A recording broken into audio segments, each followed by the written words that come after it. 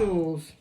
Now you can either have fake doors, or you can ignore doors altogether, or you can put in doors into your doll's house if it doesn't actually already have some doors.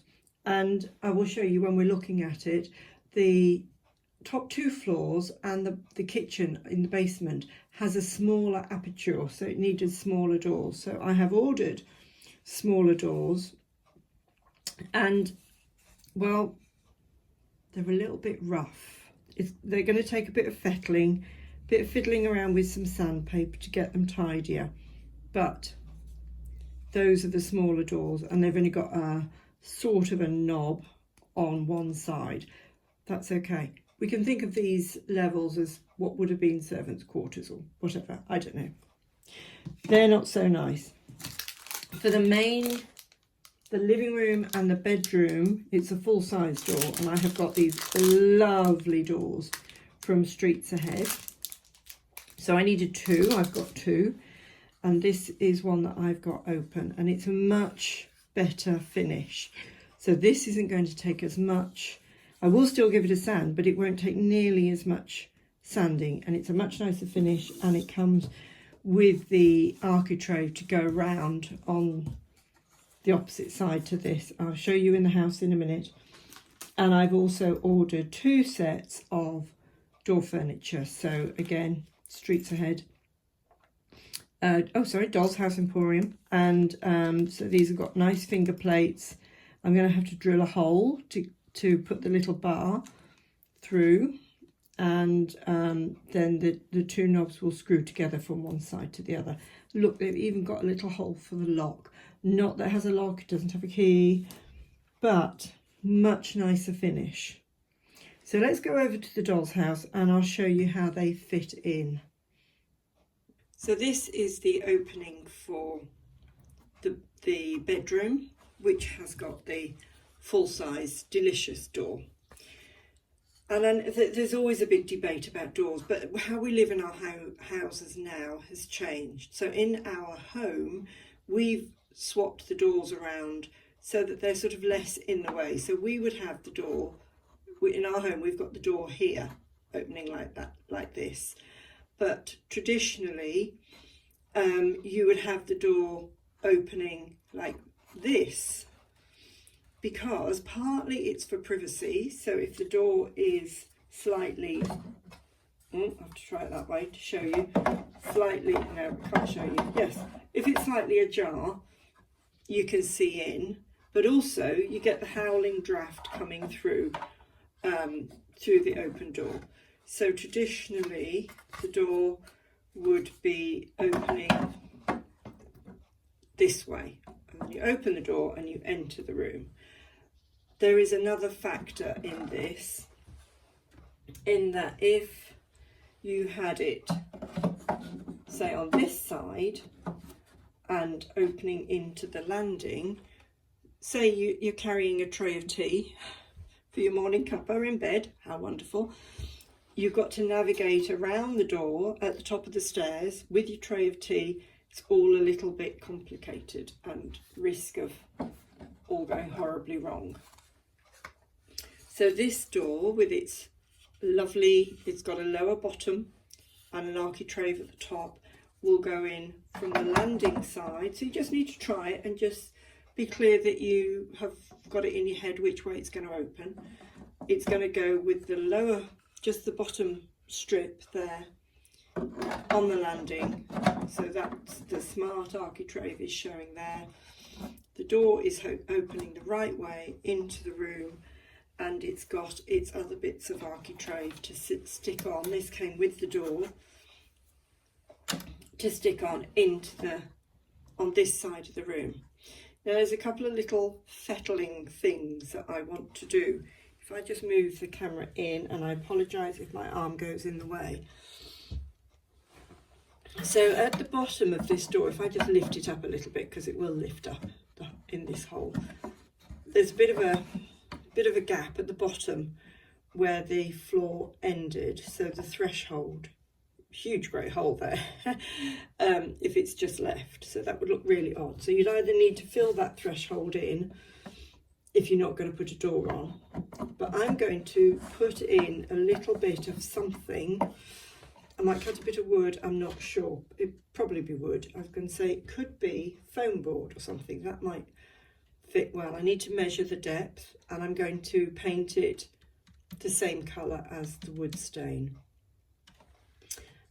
Once this door has been sanded, I'm going to stain it the same colour as, or am I going to do it darker?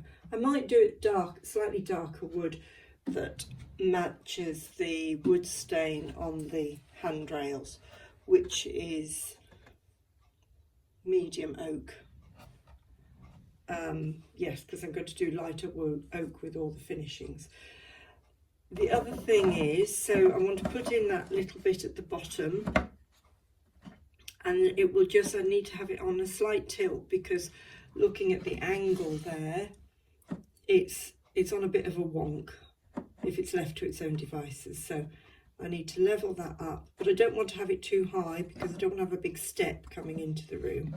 But with a doll's house door, you're always going to have a step, really, unless you're doing made to measure doors. If you want to do that, fine, carry on. I'm not. And then when it comes to sticking on the architrave here, see if I can hold this with one hand and show you, there is a very slight gap. I know it's only very slight, but once all this is painted dark brown, it'll notice even more. There is a very slight gap, even when it's buttered up into the right place, where I can see the white of the recess and just the edge of the wallpaper. So what I'm going to do before I fit the door is I'm going to go around this recess carefully with some darker stain as well, just to take off that glare of white there. And then when it's all fitted, it'll just look seamless and beautiful. And probably I'm going to have to go with a little bit of skirting under these architraves, depending on how it fits for the top. So I just might need to put a little tiny bit at the bottom. Depends how deep the skirting comes. I might need to fettle a bit. But yes, I will stain the skirting and the architrave the same, and then I won't be actually fitting this architrave until I've got my skirting. And I said my supply has been out of stock, so when I do that order, then I can do it all together. So I'll fit that in the right place. But first, I've got a bit of sanding to do, but this is proper wood, so it's not too unpleasant. I can have a little sand with this in the warm of my cabin here and get that all lovely. Now we're on a higher level with the smaller doors. This is actually my, call it craft room, sewing room, whatever.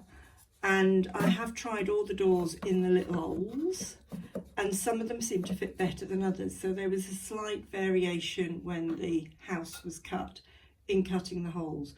And these, they don't have the architraves the same.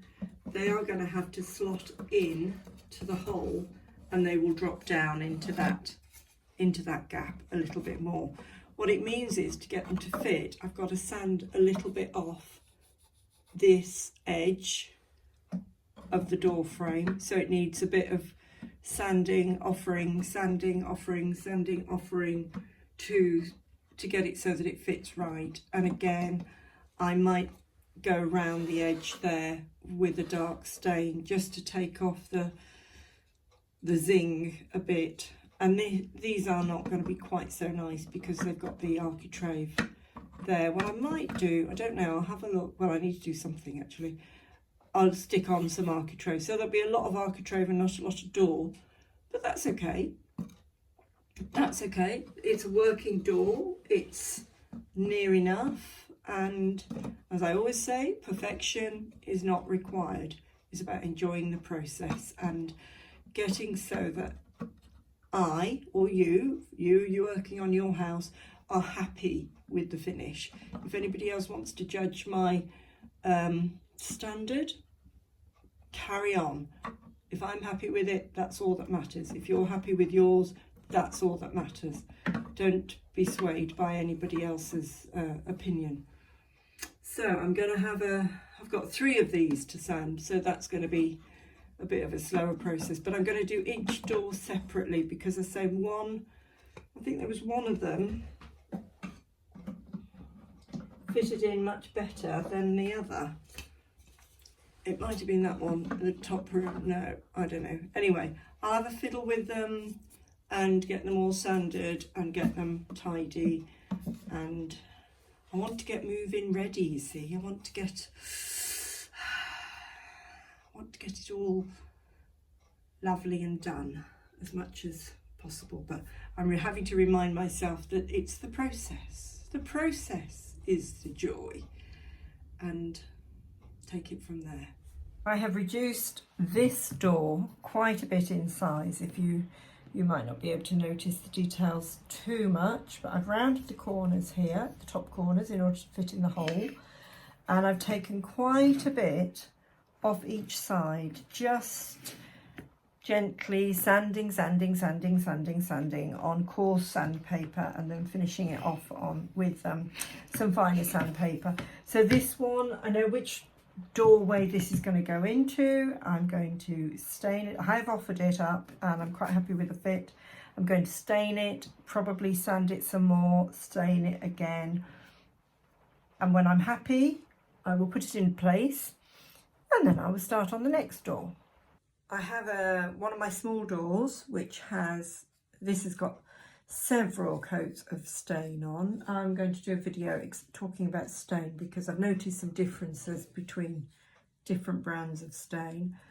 So these aren't the best doors, they're not the nicest finish, but they're okay. But I needed the smaller size door for 3 of my rooms. So this is the first one that I've done, and I've sanded it all to fit. It's all offered up and everything. But it's only got 1 door handle, so I've ordered some more door handles, and they've got little pins with them as well. What I didn't realise, is I need 3 door handles. What I didn't realise is that each pack actually is 4 handles with the appropriate number of pins. So I'm going to be offering the spare 2 packets that I've got are in my Etsy shop. So if you need door handles and pins, there we are, they're available to you. So I'm going to get this measured up where I want it, and I want to make sure that I don't get the pins exactly in line with the other side because I don't want to clash. And what I'm using is a bit of sort of polystyrene kind of stuff, but it's more spongy than that, to lean on because I don't want to squash the other door handle. And I don't know if I can press this in, or I'm going to have to use a hammer. I might have to use my little hammer, what Paul calls my toffee hammer. If I can remember where it is, I've had to move it in order to bring in the house. Where's my hammer?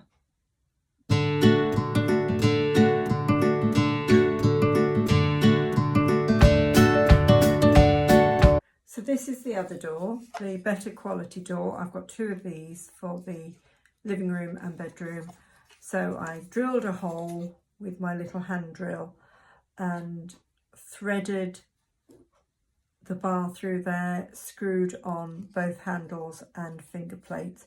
Just needs a little tiny touch up of oil there, and there's a little bit of something in the groove. Yes, I think in there I can see a little pale gap, so I want to fill that in. And then hopefully tomorrow I will glue those into place. And then when I've got those doors in, then I can finish, or I need to do staining, a bit more staining of the other side of the architrave that comes with this door. Do a bit more staining of the architrave, and then I can finish putting on the skirting boards in these 2 rooms the other doors, the other rooms that have these little doors, I've got the other 2 doors to sand down and fit. So that's going to be a little bit more fiddly, but anyway, we are making lovely progress. I just offered up this architrave around the door, and I realised it was going to be a lot easier sticking the 3 pieces together on my board using the lines as a guide than trying to balance 3 pieces in the air, hold them against the wall while they glue on the wall. So hopefully this will work. Remember I told you about the annoying gap underneath the door frame for the living room and the bedroom? Well, I have cut a piece of foam board from an old thing that I had, and it is just perfectly the right depth. So I put that in there. In this one I've had to put in a bit of wood glue to fill another annoying little gap. So now I'm going to go over that like this one very carefully with some brown acrylic paint. This one needs a little bit more tidying up where the wood glue has gone on the floorboards, but I can fiddle around with that as we go. So I'm titivating. I've got some brown paint and I've gone round the door frame and just slightly over the edge of the wallpaper. Don't need to do the whole of that recess, I don't think. So that will get hidden and you won't see the wallpaper shining through underneath the door surround. And in this one, yes, I've gone a little bit over the top on the wallpaper up there. I'm gonna have to find a way of covering that. I have gone all the way around with dark brown paint, and where the floor meets the owl, I'm gonna have to stick something in that, work that one out. But just so that there isn't a glaring space around that recess, because it's a different kind of door. Right, let's get these doors fitted. So this is the door I'm going to be fitting here into the lounge. Move that one out of the way, that can go in the bedroom. And I'm just going to put some glue around this rebate here. So this is from the hall side, that's the stuck on architrave. So I want this to stick to the wall. There is a gap on either side. If I put it in there and show it to you, there is a gap on either side. So I can't stick the door to the owl. I'm going to have to stick that to there. So I'll put some glue on around there. Not too much because I don't want seepage. Ooh, she says, not too much. When I put this on, I'm going to have to check from the hall side that there isn't seepage, but I've no doubt there will be some.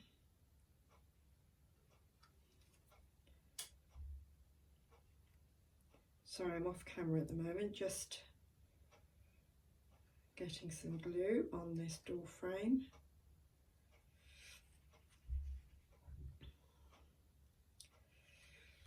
Right, I think that looks good.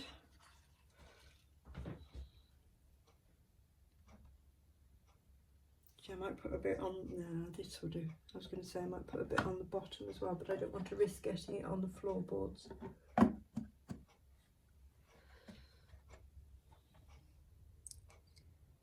Lovely. Right, so I'll just hold that in place for a bit.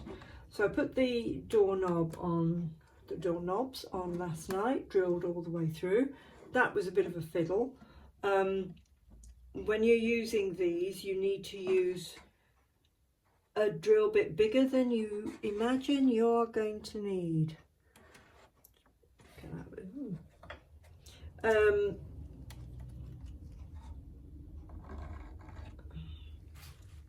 maybe he's got to come back again a bit. Yeah, you need to do a drill bit bigger than you imagine you're going to need to get the rod through. So it took a bit of fiddling, but I'm very pleased with the end result. So I've got a nice opening door. doorknobs, finger plate. You're always going to have this thresholdy bit on doll's house doors. You could try making them yourself and avoid that if you can. Fabulous, well done you. I'm not going to do that. So when this is dried, I will stick on, told you there'd be a bit of seepage. I think you got it all correct, and then just give it a little bit more of a press and you get a bit of seepage. Hey ho. Scrape it off with a cocktail stick. There's a little gap there I can see, but I can't do anything about that. Just lets the light through a bit. It won't once the other side is on. So I'm going to stick on the bedroom door, and then when those are dry, don't know if it'll happen today, we'll see, I will stick on the architrave on this side of both doors.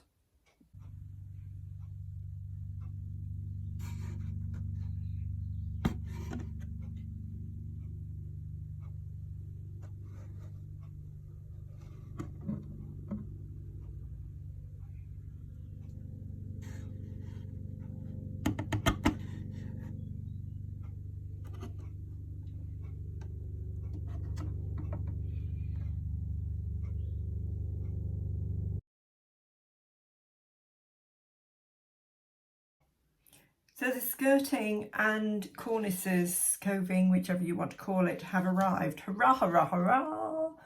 So this is the coving cornice, which I'm going to be cutting today. This is better finish than the skirting that I have got. But that's okay.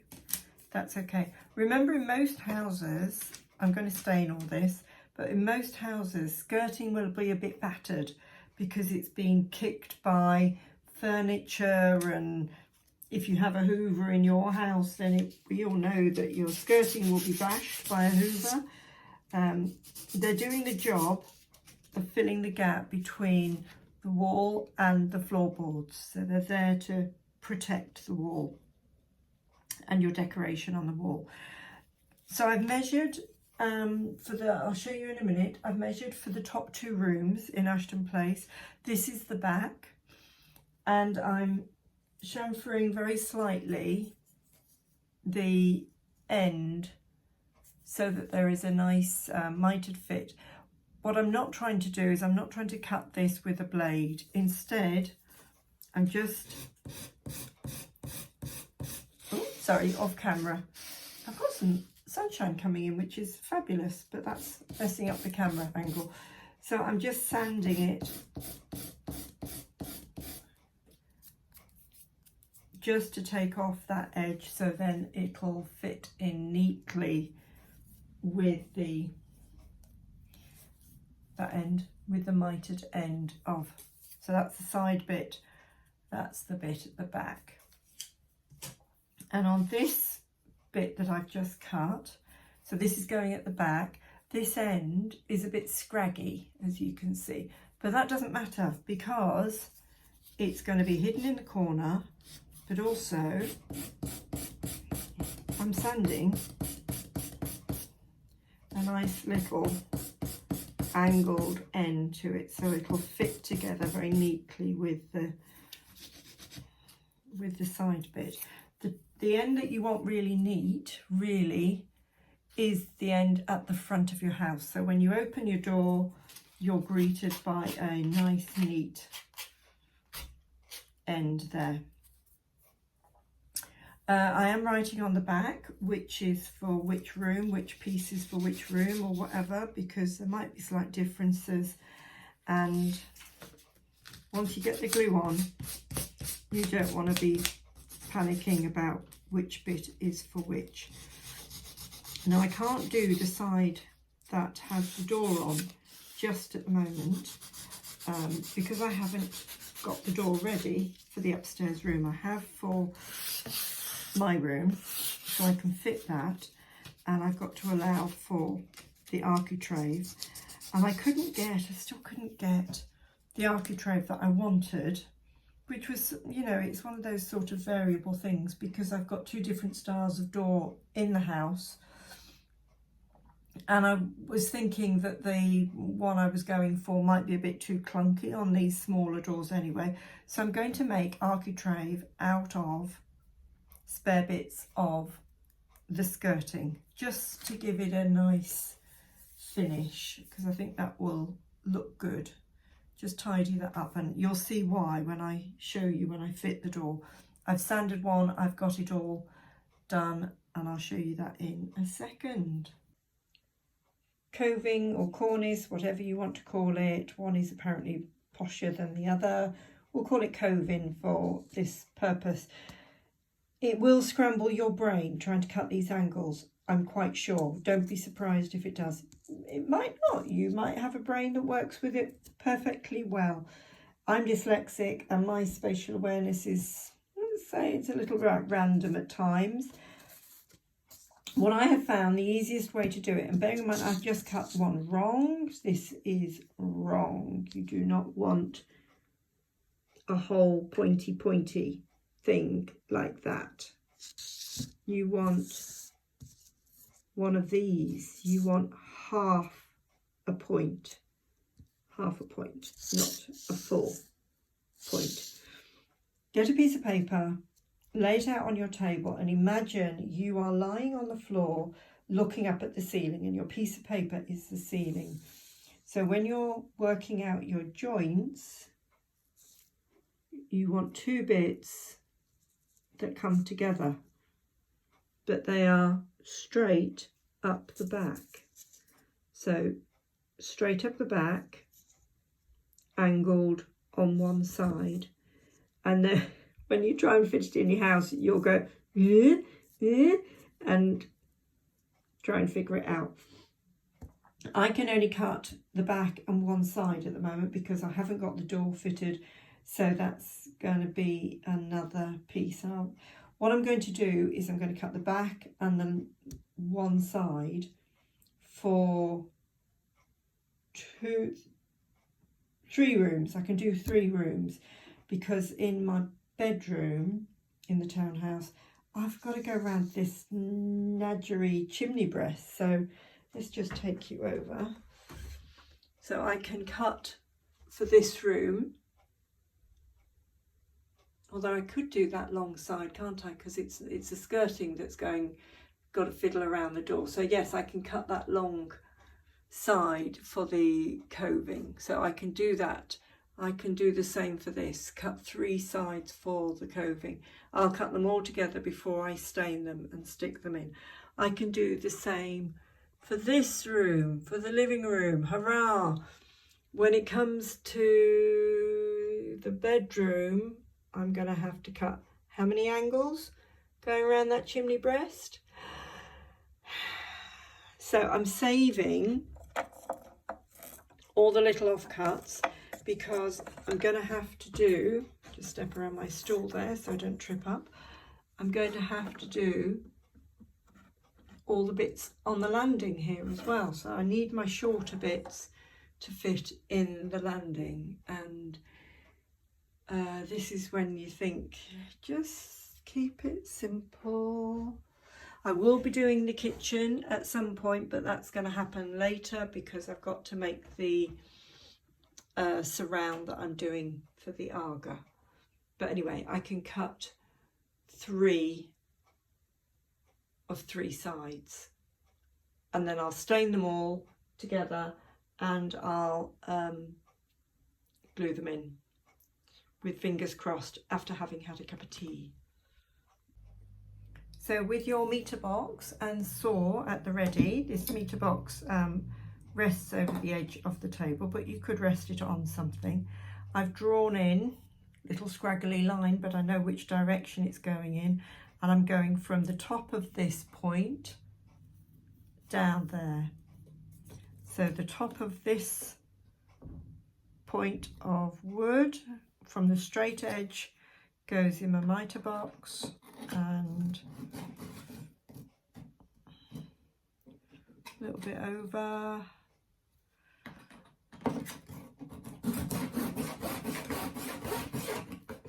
Sorry about the jiggle.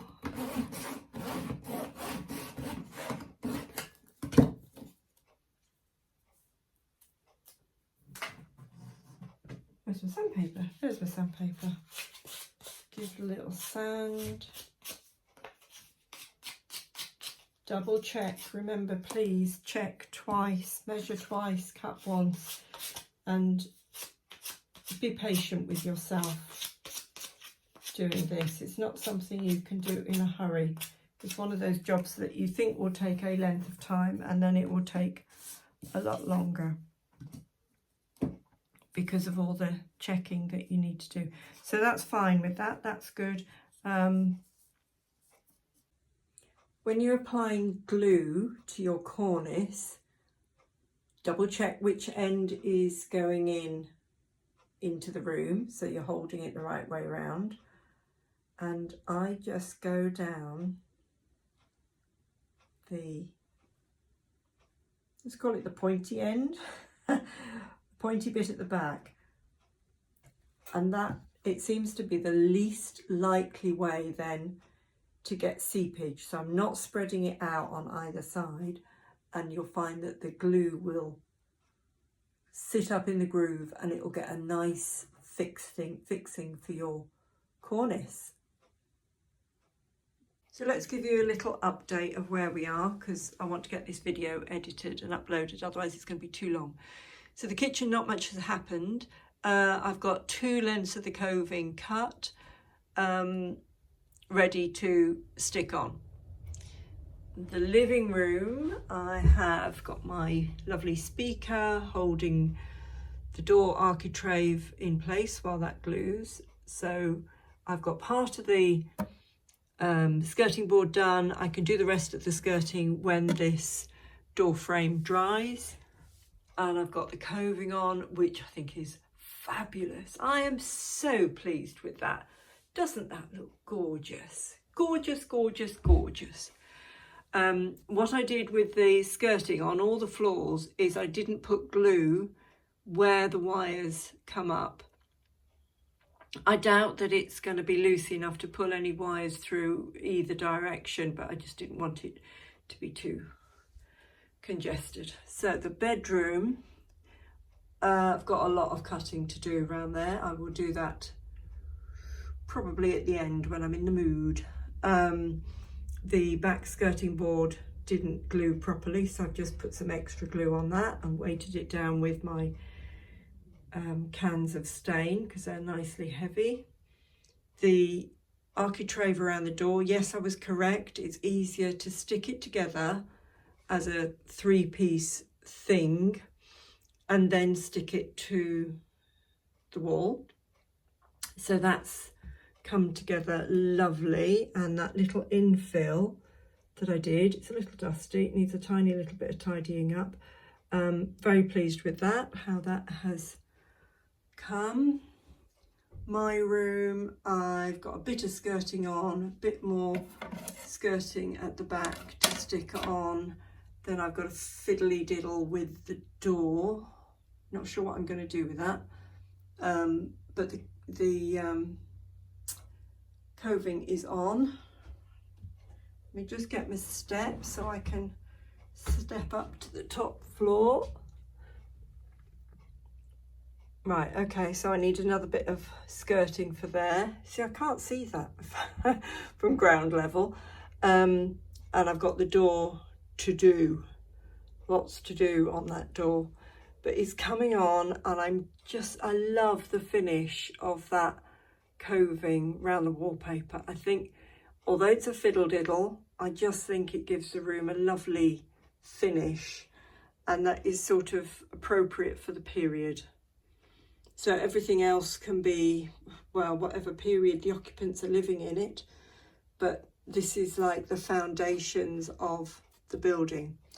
So yes, I haven't glued on my wobbly light yet. So I've got coving to do all the way round the top there, skirtings to do, more coving, skirtings, coving, skirtings, Coving Skirtings. I will do those little by little, but I think I'm ready for an early lunch. I think I will take a break.